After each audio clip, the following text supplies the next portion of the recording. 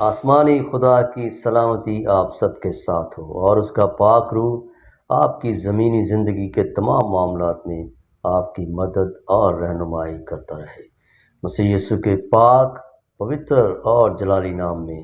تمام دیکھنے والوں اور سننے والوں کو آپ کے ادنا خادم پاسٹر جاوید نائک کا سلام پہنچے۔ معزز مومنین، ہم انجیلی سفر میں آپ کے ساتھ ہیں اور روزوں کے ایام اور عید قیامت المسیح کے خصوصی سیگمنٹ کے چھٹے حصے میں آپ کو ویلکم کہتے ہیں۔ معزز بہنوں اور بھائیوں،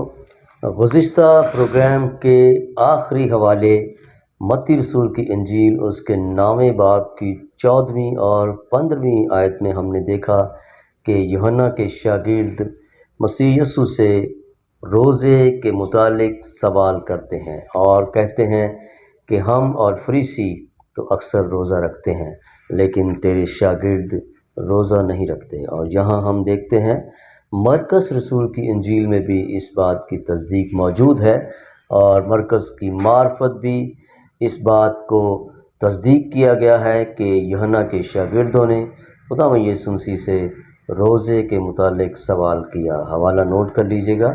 مرکز رسول کی انجیل ہے، اس کا 2 باب اور 18ویں آیت سے 20ویں آیت تک ہے۔ اور یہاں ہم دیکھتے ہیں بہت خوبصورت جواب خدا یسوع مسیح کا یوحنا کے شاگردوں کو۔ انہوں نے کہا کہ باراتی جب تک دلہا ان کے ساتھ ہے روزہ نہیں رکھ سکتے، یعنی دلہا خوشی کی علامت ہے اور جب تک دلہا ان کے ساتھ ہے وہ کیسے ماتم کر سکتے ہیں۔ اور وہاں یسوع ان پر اپنی صلیبی موت کو ظاہر کرتا ہے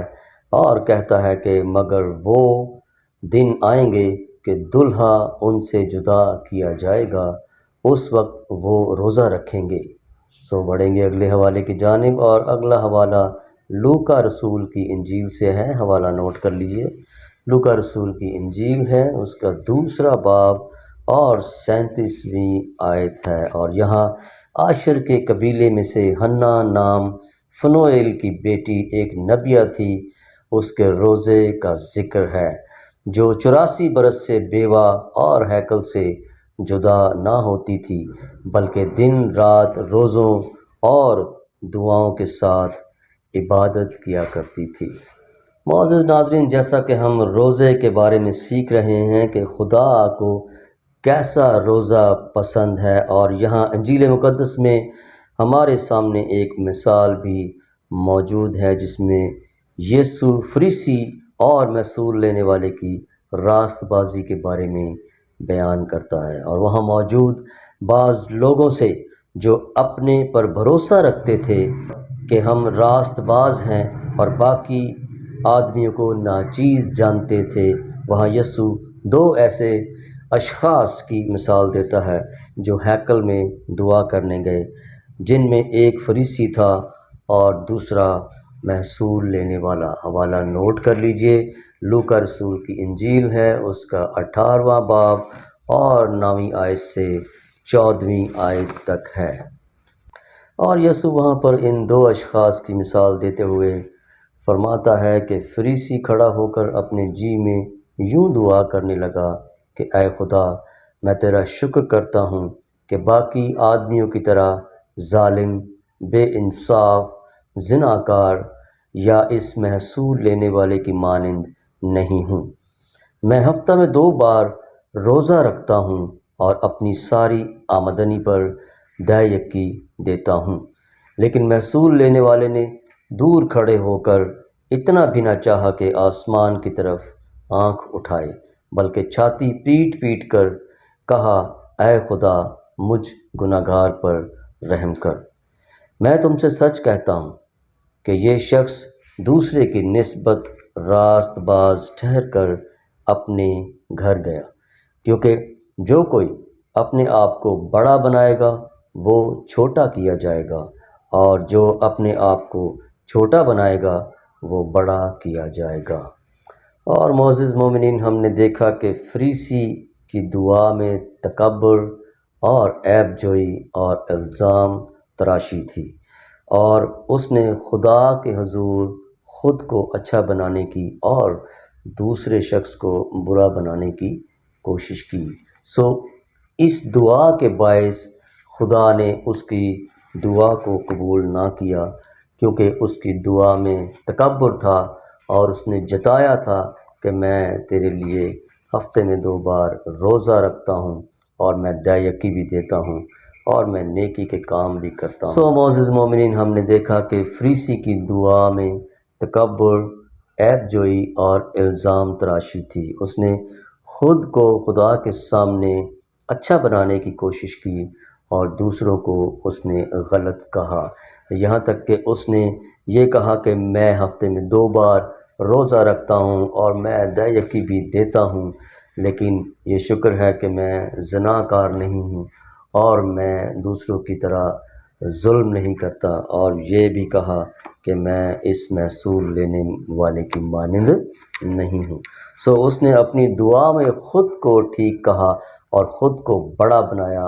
اور دوسرے کو حقیر بنایا اور دوسرے کو غلط ثابت کیا۔ فریسی نے اپنی دعا کے دوران اپنے آپ کو اونچا کیا اور دوسرے کو خدا کی حضوری میں نیچا دکھایا، لیکن محصول لینے والے نے تو اتنا بھی نہ کیا کہ آسمان کی طرف آنکھ اٹھائے، یعنی محصول لینے والے کی دعا میں دکھاوا نہیں تھا، اور نہ ہی اس نے خدا کی نظر میں خود کو بڑا بنایا، اور نہ خدا کو جتایا کہ وہ روزہ رکھتا ہے یا دیکی دیتا ہے یا ہدیہ دیتا ہے، اور نہ ہی اس نے یہ کہا کہ میں دوسرے کی مانند زناکار اور گناہگار نہیں ہوں، بلکہ اس نے خود کو خدا کے حضور گنہگار بنایا اور اپنے گناہوں کا اقرار کیا اور اس سے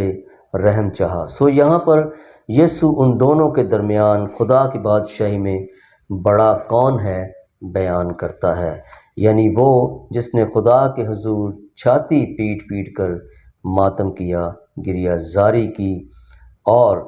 اس سے رحم چاہا۔ واضح ہوا کہ خدا کے حضور خود کو چھوٹا بنانا ہی ایک راست بازی ہے۔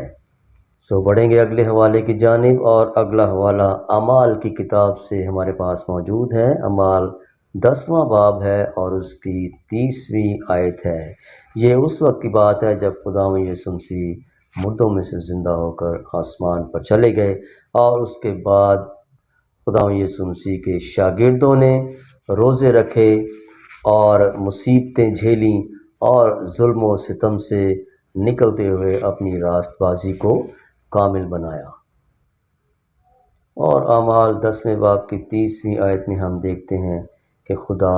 کرنیلیوس کی دعا کا جواب دیتا ہے۔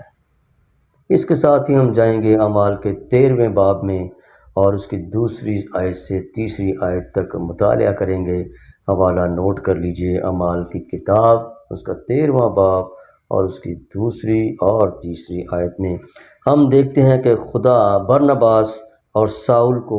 مخصوص کر کے بھیجتا ہے، اور یہاں ہم دیکھتے ہیں کہ انطاکیہ میں کئی نبی اور معلم تھے، جن میں برنباس اور شمعون اور لوکیوس کرینی اور مناہیم اور ساؤل، اور یہ سب روزے رکھتے اور عبادت کرتے تھے،